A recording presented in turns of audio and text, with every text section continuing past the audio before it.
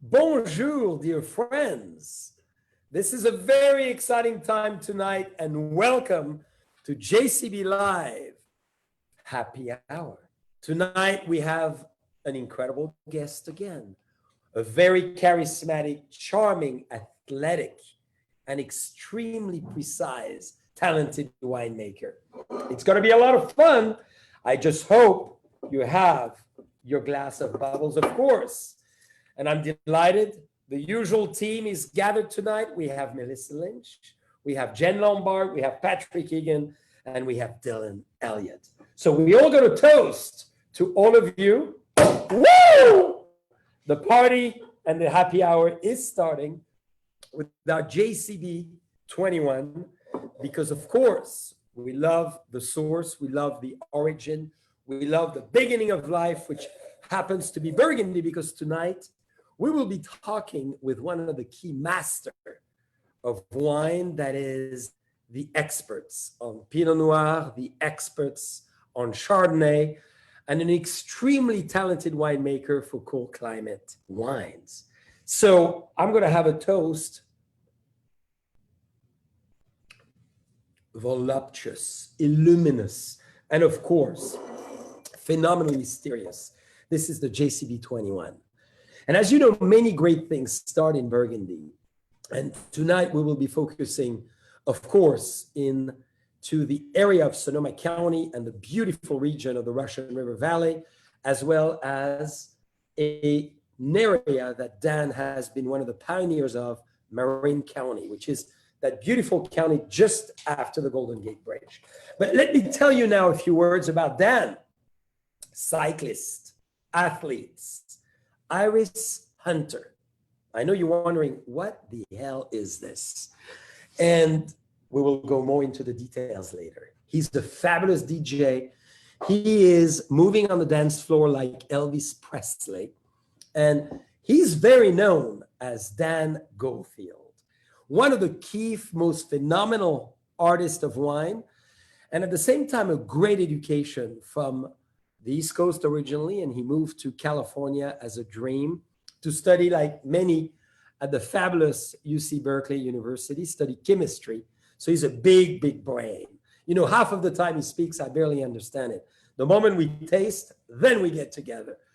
He studied then at Davis and then had an incredible epiphany moment with his brother, and that was with Burgundy wines, and a special year that he will tell us all about. Then he started really at Mondavi, Schramsberg, like Crema, really build those incredible brands, and thereafter decided to join hands with Mr. Dutton, great grape grower in Sonoma, and build his fabulous brand, Dutton-Goldfield, that we're going to try tonight. Two fantastic wines that you can obviously find in his website and, of course, at the Oakville Grocery in both Hillsburg and Napa Valley. So without further ado, I'd like to welcome the athletic, the debonair as well, Dutton-Goldfield. Almost impossible. Look at the to live up sexy to that boy. It's just so sad though, because we can't touch to find out. But you know, you look good even on screen, Jean-Charles. It's such a pleasure to join you. I don't even know how to answer those that introduction. Iris Hunter. Well, that actually was not my terminology, but that comes from pictures I took on a mountain bike ride years ago. I love going deep in the woods and looking at our land in the far hills of Sonoma County. And there's actually a wonderful trail called Purple Haze, and you know the references for Purple Haze if you're a Jimi Hendrix fan and other things as well. And on Purple Haze is one of the greatest stashes of irises anywhere. So I came back with a group of pictures, and our marketing person decided she would dub me an iris hunter. New monikers, die, eat hard. I know from your beautiful wife, who is a great doctor surgeon, that you are a romantic man. So I was thinking maybe you hunt iris to bring them home and present them to her as a beautiful bouquet of romance and style. I bring other things home out of the woods, but that's a whole different story. We can't always talk about that person. So you wear a very sexy, tight shirt today, Dan. We typically obviously hug and hold one another. So as you tell us what you've been doing today, I want to suggest for all our guests, we put a glass of wine, in front of us, and taste one of your phenomenal wines that you make with love and passion. But as you cheer, Dan. Chin, chin. Chin, chin. Well, what were you doing today with this beautiful tight clothes?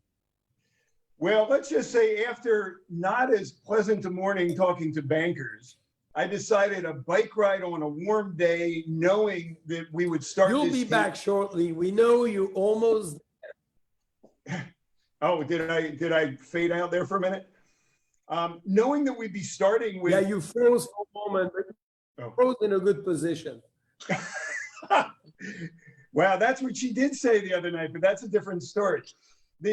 Knowing that we would be starting this tasting with Marin County Riesling, I figured an energetic bicycle ride in the hills of Western Sonoma County would be perfect, because this is hydration wine. It's got an alcohol of just 13% or less in many years. It's the last thing we pick every year. It's in a beautiful spot that we actually drove through together. And I will have to tell Jean-Charles' stories soon. But this Riesling is grown in what's called Chileno Valley, which is central Marin County, very windswept, very cold, very kind of wild grassland country. This is an old vineyard. It's dry farmed. It ripens extremely slowly, and we make it in a very classic Austrian style, actually. I love Austrian Rieslings. I love bone dry, fresh white wines. When I worked in Portugal, we used to call them breakfast wines. So this is my after bike ride hydration wine. It's the Dutton-Goldfield Chileno Valley Riesling. And we actually share some of it with Deloche, who have been great friends forever. Now you're frozen, and I'm not sure that's as sexy an attitude as I've seen on you on occasion, but it's not bad. Uh-oh. Is that them or us? I think that's them. I don't know if people can hear me out there, so I'll just keep going. The great story of how I got to know Jean-Charles was many years ago now. It would have been probably 2009. And Jean-Charles had a tasting at Deloche, to release a book by a guy named John Hagar, who did a book on Pinot Noir in California. I was in the book and many other of our very close friends. And I happened to bring a wine called Devil's Gulch Pinot Noir, which is from Marin County. And we tasted through them, and Michael Brown was there, and many other winemakers. And after the tasting, Jean-Charles came up to me and says, "I must see this vineyard. Marin County, this wine was really special. It was intricate. It was delicate. I'd love to see it." And many winery owners and great people, including his wife, actually, have loved this wine, but nobody's actually, made it down to the vineyard. So Jean-Charles says, "Meet me at 6 a.m. on Saturday morning at the Loach Winery, and we'll drive down there." Sure enough, I show up. It's a foggy morning. He throws me the keys to his Maserati and says, "Drive me to the vineyard." And we just had a great time. He was a little surprised how aggressively I drove his car, but what the heck, it was his car, and it was a lot of fun. So we've had a great time ever since. We started he's back. So we started. I'm back. I so excited. I went to find a. You keep the part going. What's that? You're fine. Okay. I just didn't know. You're freezing again. I don't know if the rest of the world can hear me, but I'll just keep babbling. But what was impressive about getting to know Jean-Charles on that day was just the exuberance of making wine. Absolutely. Keep going. Okay. Well, I figured since you're frozen, I can talk. If I could do this in real life, it would be like many people would love that. The thing, when we did a Zoom get together with my family, my daughter's attitude was, "This is the perfect family get together. When you're sick of them, you can just shut it off, mute. So we went to Devil's Gulch Vineyard. We went to a vineyard called Schreier Mountain. It's right on the end of the ridge where actually Skywalker is, down in a little town called Nicasio. And this vineyard is just a ways east of there, right near where, if anybody knows where the Petaluma cheese factory is. So this is an organic, where the next wine we're going to have, which Deloche gets a little bit of as well, is completely dry farmed. It's organically farmed. These are people who really care about their land. One of the things about Marin County, if you've never heard of it as a wine growing region, you can be forgiven, because if you think about Napa County, which is right north and east of it, there are 58,000 planted acres of grapes in Napa County. There are 63,000 acres of grapes planted in Sonoma County. There are 200 acres of grapes planted in Marin County. So there's not a whole lot down there, but it's cold, it's windswept, it's intricate landscape, and some of the Marin County growing spots are really special, at least for me, because what makes wine great is personality. It's not what is better, because you hope a great craftsman is going to do a good job wherever they make their wine, but what is it about that land that you love? Which brings us to Burgundy, right, Jean-Charles? Absolutely. Well, talking about Burgundy, and unless when I was frozen, you've explained, how did you get into wine? Because I understand you tasted a very unique vintage from my homeland. So it's a great memory for me. I went to school, to college in Boston, and when I was in college, the drinking age was 18, which it certainly should be still, but I won't go into my political leanings in that regard. And I have a big brother who's 7 years older than me, who turned me on to a lot of things, shall we say, while I was in college, and some of them I still do, and some of them I don't. And what I remember is... Well, give us a hint of what are the things he turned you on, because I think we want to know some details about Dutton-Goldfield. Well, sometimes the colors were particularly pretty on the fall days in Vermont. How's that? And it was always accompanied by Burgundy. Actually, there's no better experience than sitting by a fire on a rainy fall day, looking at fall leaves in Vermont with a big fire, a little bit of an enhancement in other ways, and a bottle of Givry Chambertin Clos Jacques close to the fire, so it's nice and warm drinking out of the bottle. And in those days, my brother would take me out, and he was paying anyway, and he was into Burgundies. That was his love of wine, and it still is. And I remember the first wine I fell in love with was a 1969 Domaine Romani Conti Richebourg, which back in those days was $30, which was less than a lid of weed, actually.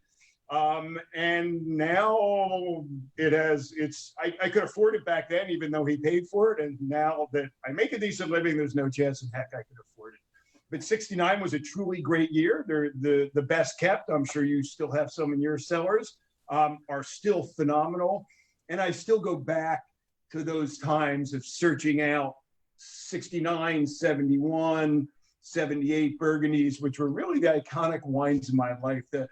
The intricacy and the difference between specific places on a hillside that were right next to each other really intrigued me. I love the outdoors. My favorite book on wine is the World Atlas of Wine. Hugh Johnson and now Jancis Robinson curates it, and it's all about the topographical maps. Right? You look and you say, I wonder what it's like on that little hillside or where it's a little steeper.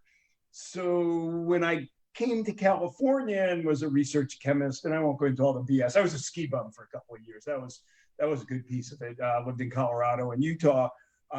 When I got out here and was working at UC Berkeley, I'd go and visit wineries, and I remember tasting Pinot out of barrel with Larry Brooks at Acacia, back when Acacia was Acacia.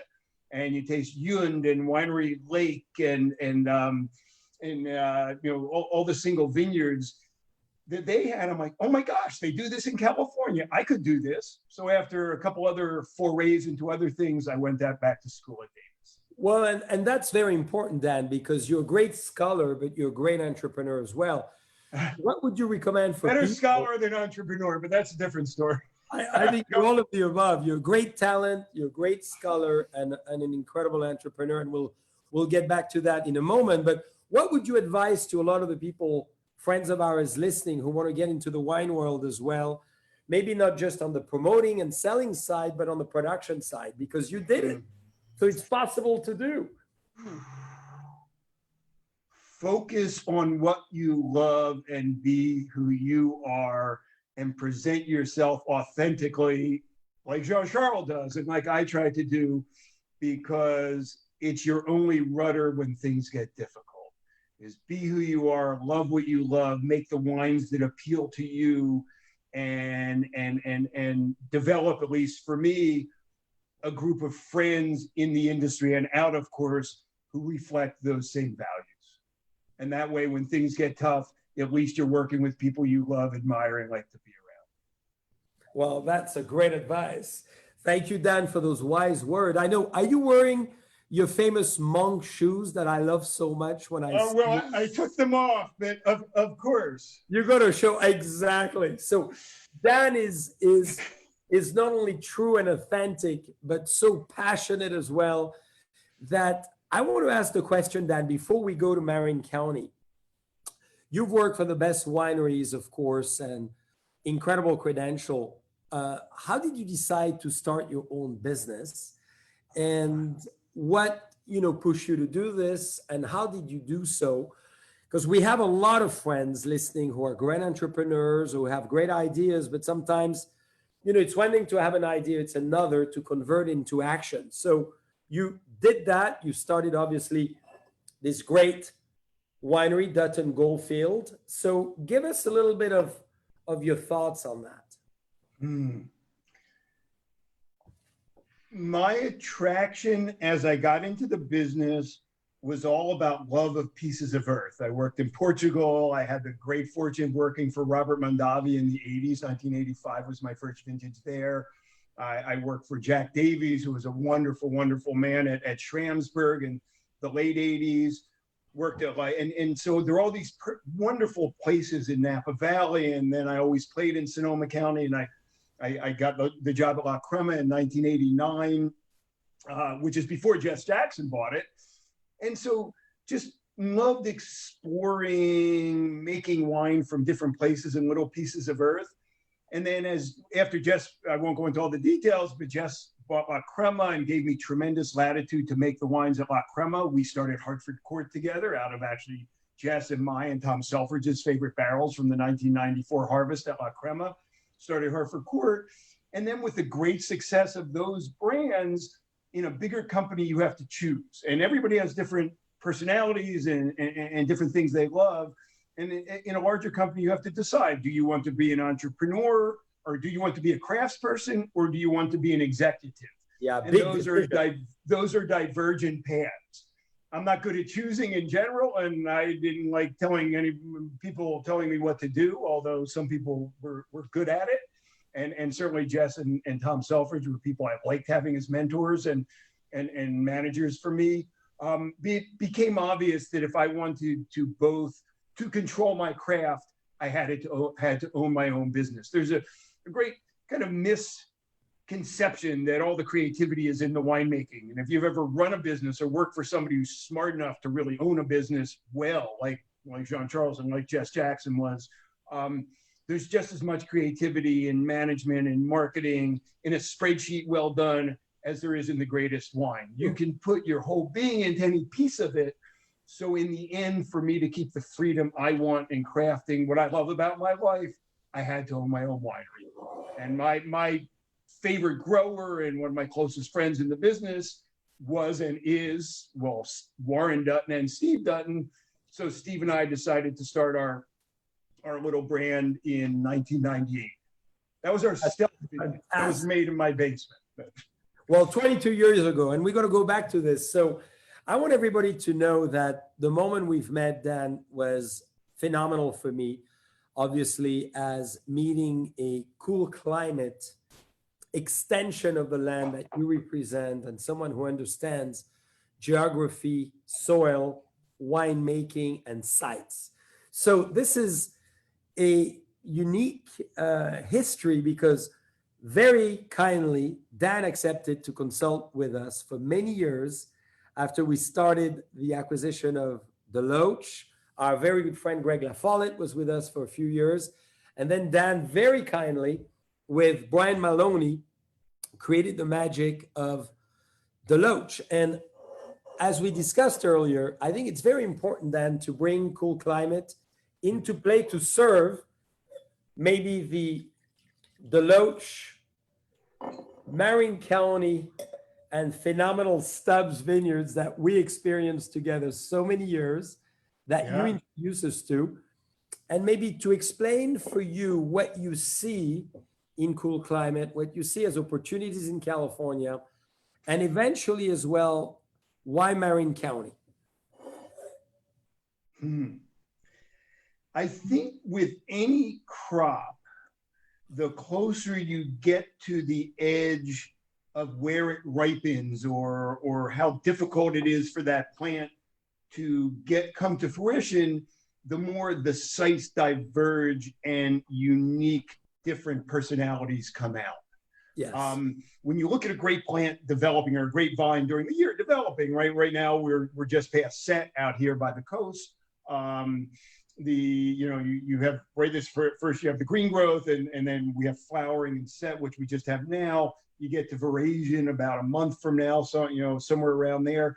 And then after veraison, you have sugars rising, acids dropping, phenolic content of the skins increasing and getting chewier and nicer.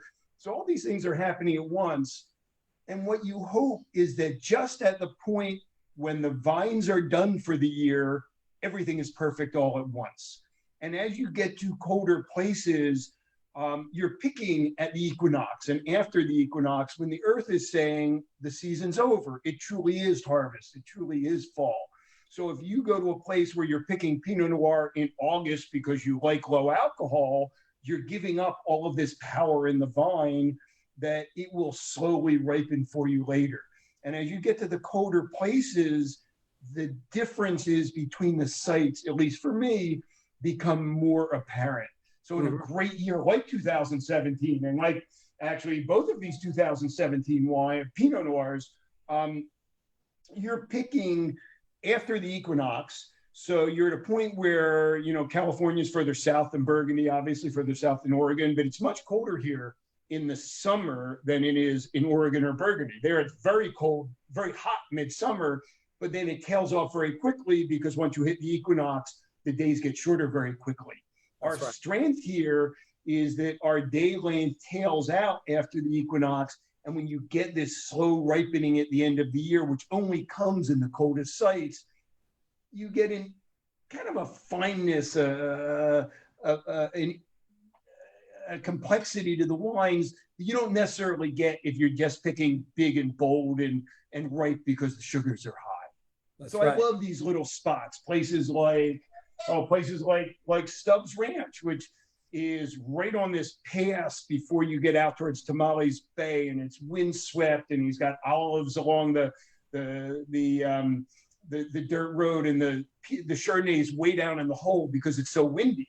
And that's picked, if you're lucky, second, third week of October, and the sugars are still quite low. So if you're lucky enough that it wasn't rainy that year, you get a complexity to the wine that I think comes from hanging that long. And, you know, I'm not a big believer in suffering, but I am a big believer in beauty and kind of interest and difficulty with hard work, because that's how good things come, whether you're making wine or anything else.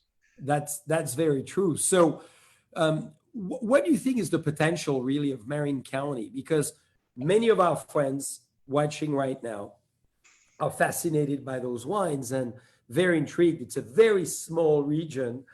Where do you see it going? You've taken leadership now, even more than ever before, of this famous Devil Gulch of our friends, the Pasternak.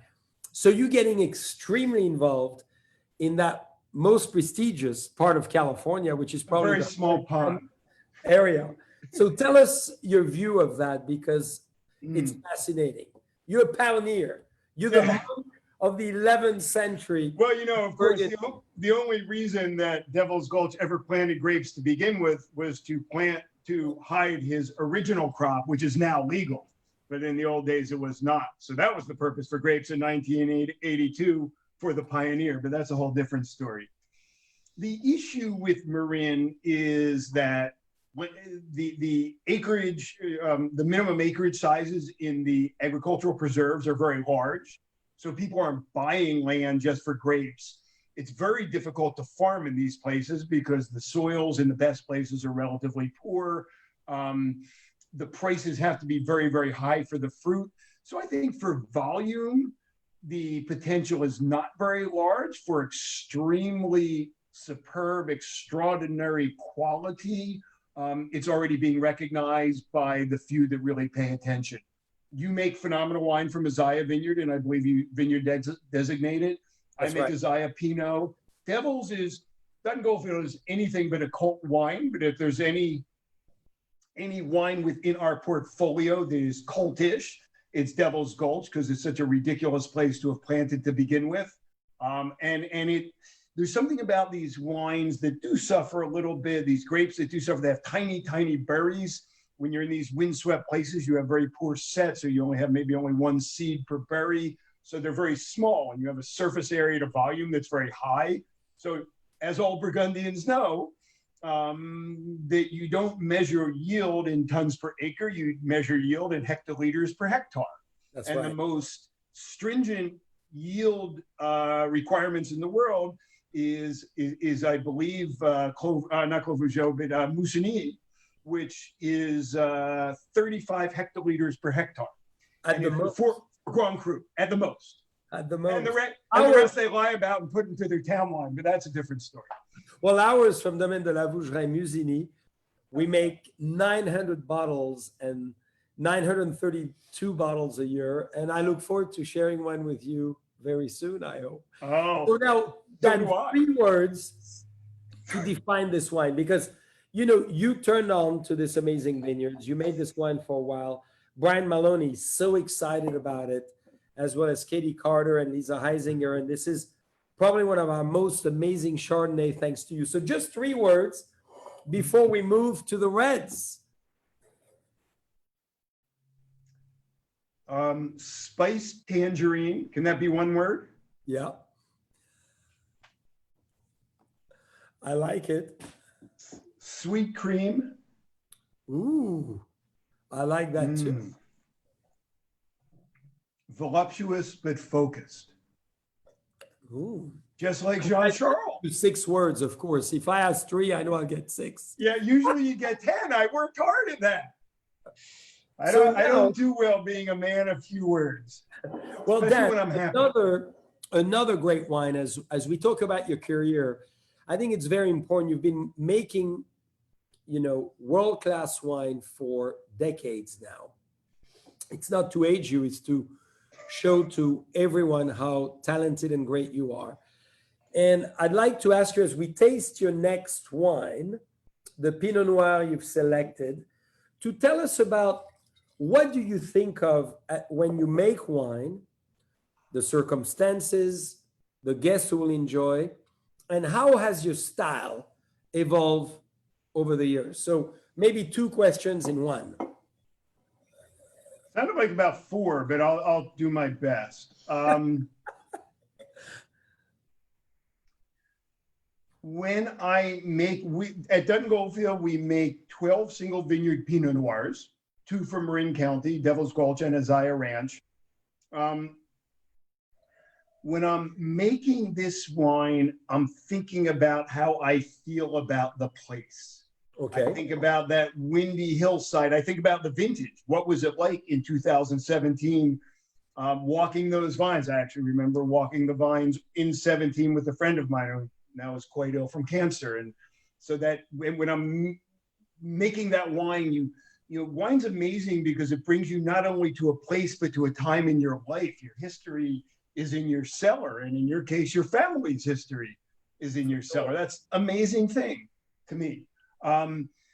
So what I think about is what is the essence of this wine to me? And to me, it's, in this case, it's that focus. In some years like 2017, it's particularly rich and unctuous because it was a long year where the phenolics developed tremendously well, but it's always got that bright acidity and that kind of bright concentration, that what I call sour ball effect to it. There's a bright fruit to it. For sure.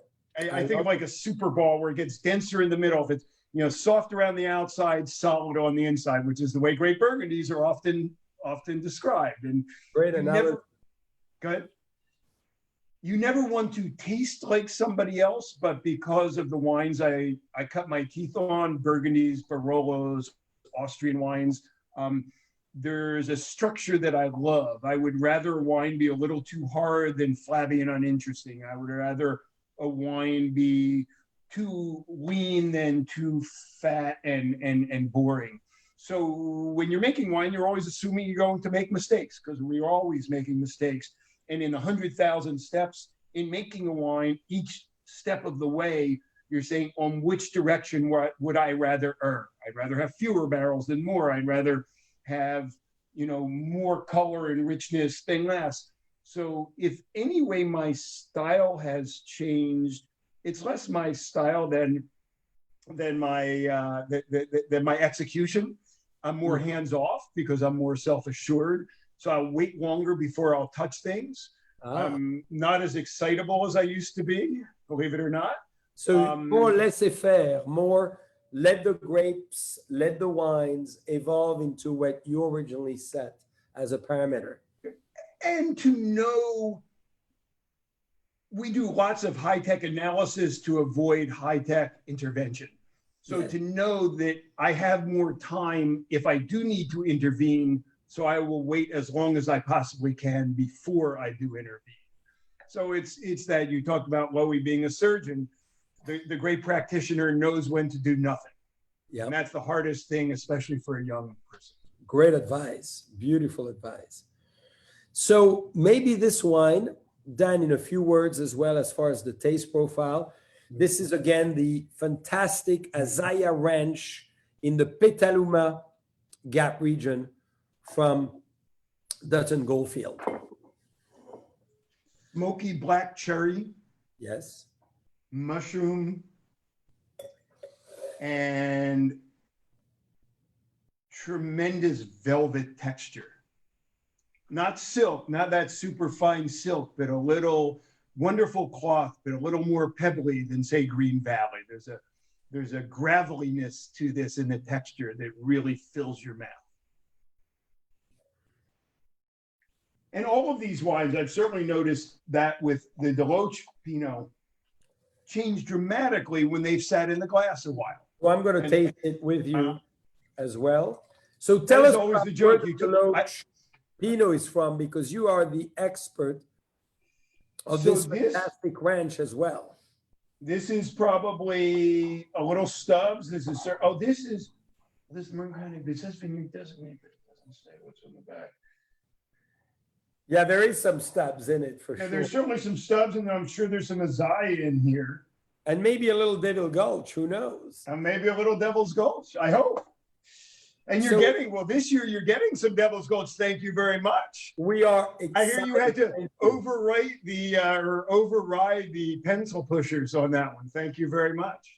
Well, we're very excited because one of the things as well you should explain from Devil Gulch, for all the listeners and our friends who love great food, the Pasternak family have been raising unbelievable things on that ranch besides grapes. So maybe you want to touch on it, because this is what Marin County is about as well, from cheese to great oysters, Tamales Bay, of course, to great style, and the agricultural area very preserved, just right after the Golden Gate Bridge on the west side. So maybe what else do they grow? Because my favorite dish is Oh, of course. And lapin à la moutarde.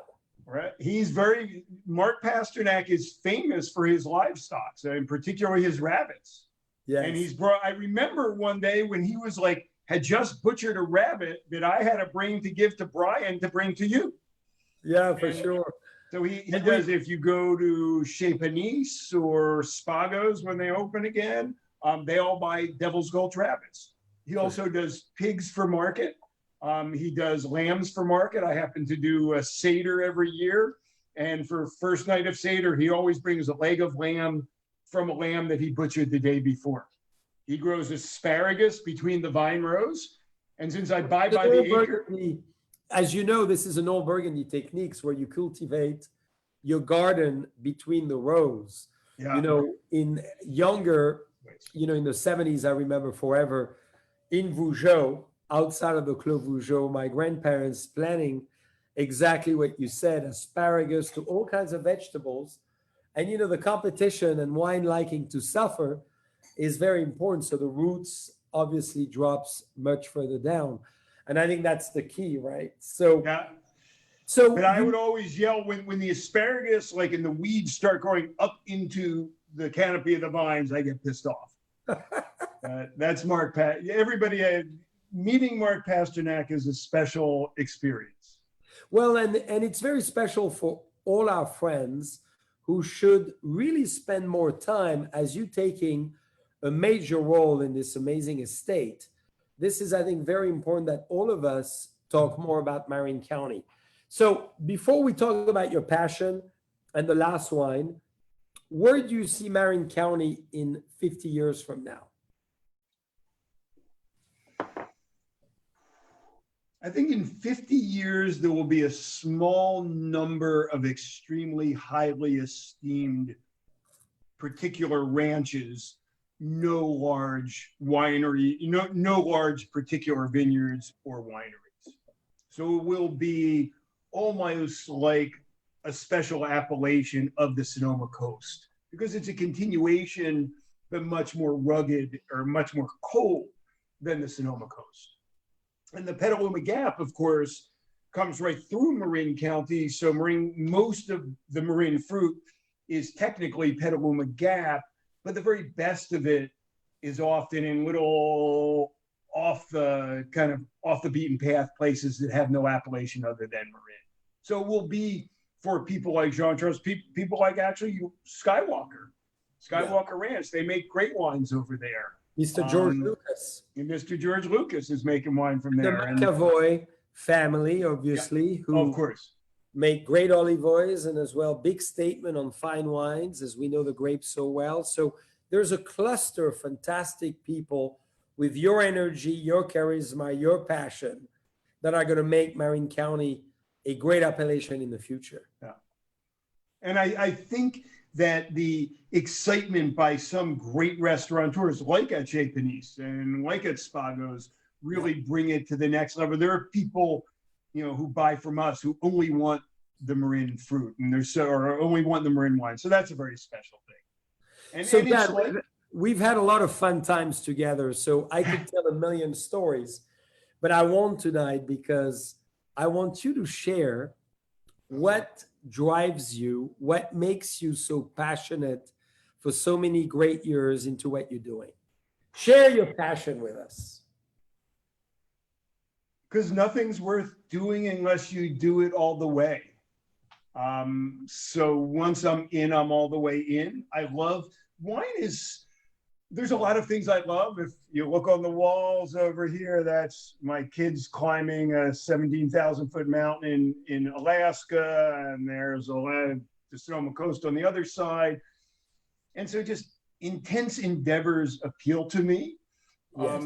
And winemaking is this fabulous combination of land and technology. You can't get it, you can pretend it doesn't exist, but of course it doesn't. It's very, very important.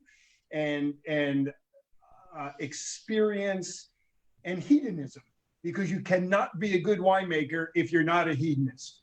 You talk to the winemakers who are very just so dry about it. They make great, consistent wines, but the heights in wines come from the nutcases who just get excited about things. So for me, I keep getting better at the parts I love, and hopefully am finding people to take care of the parts I don't love. The last couple of months has interfered with that a little bit, but we're getting back to it.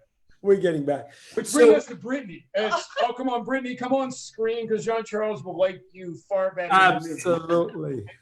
Well, Brittany takes care of our market. Irresistible, and it's very true. It's everything we do is a team and a fantastic extended family of great people sharing the same passion. But I think you fuel that passion so well. And I'm very grateful. When we look at, obviously, the Dutton-Goldfield, the Deloach, two very fabulous wines, naturally, distinct wines in style. Yes. So how would you, for very, minor distances, how would you compare the two styles of those wines? It's funny, and then I'm going to talk about Jean-Charles's people for a little bit, but I think that the Deloach Marin County is bright, more Bing cherry, a little more smoke, a little more tar, because Brian likes that. A lot of kind of perception of sweetness. This is, of course, a bone dry wine. If I were to come up with those four words. Well, we said three, but you could go six. As the case may be. It would be, bright Bing cherry, black tar spice, and silky but substantial tannin and texture in the mouth. So, Dan, you obviously don't have any passion, as we could see. So what is something in life, as one of our last moments, because unfortunately we soon have to let everybody go for dinner and enjoy each other's family and company. What is a secret you may have never shared that you wish to share with us tonight? Because I have a lot that I could share, but I don't want to. A secret. All those friends will have to come and see us. I've never, that was. Or a moment that really, first maybe something that inspires you the most, and then drive it to the secret. Give me 1 minute. You're a very inspirational man, but you're inspired as well by a lot of great things.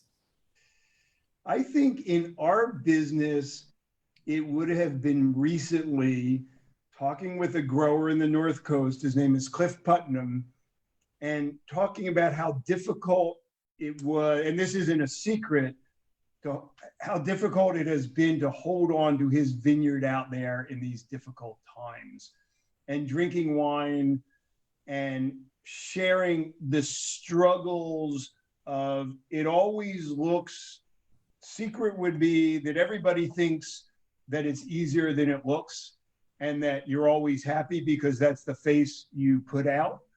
But the depth of the fear when things get difficult, like they have over the last couple of months, sharing that without letting them break you is a great source of strength. And I feel like that's been something that these times have made me stronger, have made me love the people I care about even more, and be more and more committed to making sure I communicate and you know, interact with the people that I admire, like yourself, like the people. And we're back to Deloach. I spoke with Brian Maloney today. I call Katie Cochran, Katie Carter. She called me today. And it's a statement of us talking right now, the length of time that people who have worked for Jean-Charles have worked for Jean-Charles, because that's a statement of a company caring about their people. And as difficult, as capricious, intelligent,